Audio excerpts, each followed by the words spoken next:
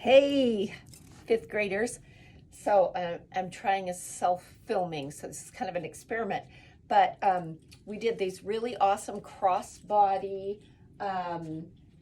credit card backgrounds and for making our animals. And then remember, we tore up our pieces of paper to make the fur, gluing them down in a radial kind of style.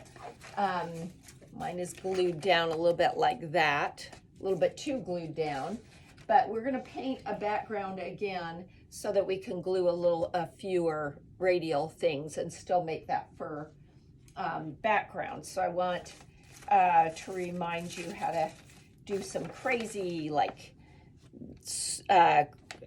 drippy stuff and some stuff with sponges, some spiral stuff, some credit card stuff, and really get crazy with a really crazy fur background. Having done that, then we're going to glue the other pieces we tear around and make this furry creature.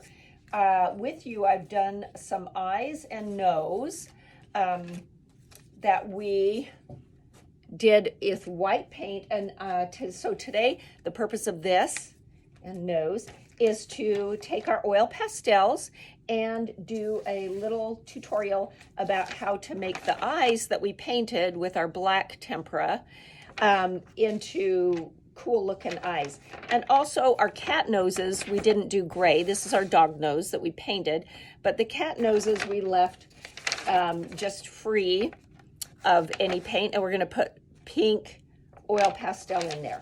So you can see that I have my outlines in a little bit of pencil, which I told you to ignore. Don't even erase it. We are just going to go around and cover it up with oil pastel. So I'm picking out a few different colors of blue and purple. I'd pick out 2 or 3 kind of similar colors to make your eyes, because you want some variation. You want them interesting.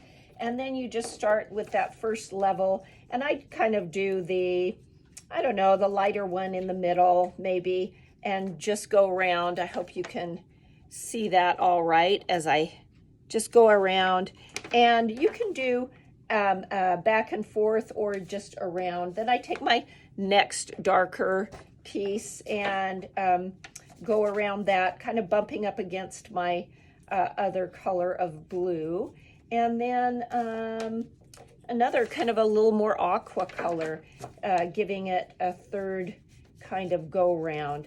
And be creative. Your dog and cat's eyes can be really kind of crazy. And once you get the color in a go around pattern, then it's really typical of an iris, I don't know if you can see mine, to go to have radial lines in it, just like the fur has a radial line. So to go back and forth in a, I'm going to hold this up so you can see it a little bit better, from the outside, and take your little bit darker color and blend going outward. Now, if I go over the black that I painted, I'm going to lose the black. This will actually cover my black painting. So I want to be careful enough not to go over that. You can also take a white oil pastel and do some blending.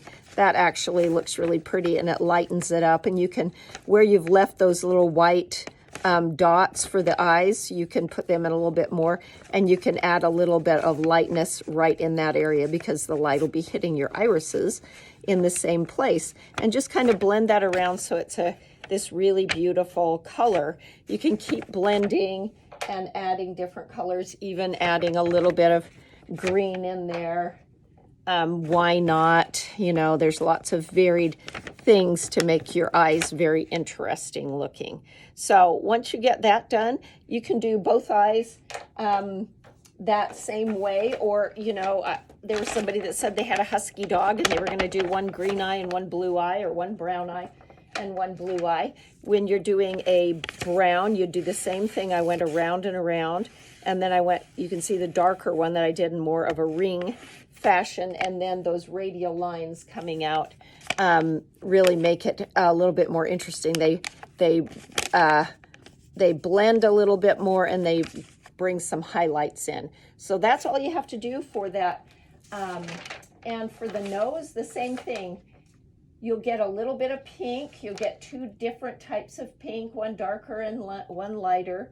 And just fill in the nose. I'm not sure where my other pink went, so I'm just going to go with a really dark pink and a really light pink. And you just start filling in your nose the same way. It's really good to go over back and forth really carefully. Don't go over your black, but add some variation. The light's going to hit it in the top area, and it's going to be more interesting when you add different colors to it, obviously. A little variation, and then if you want to add some darker red underneath, just however you want to add those colors together, and just blend them. Go really carefully and go back and forth, and that's your cat nose. At this point, you will cut them out and leaving a nice black line around them. And when your painting is dry, we'll set them on your fur on your painting. However, there's a couple of different styles, one for a dog and one for a cat, and they'll end up being these great faces that we'll go ahead and paint the mouth on afterwards and add the final details. So that's the lesson for the oil pastel eyes and nose, and I hope we get to that point, and then we'll put them all together and have a wonderful pet show. Thanks.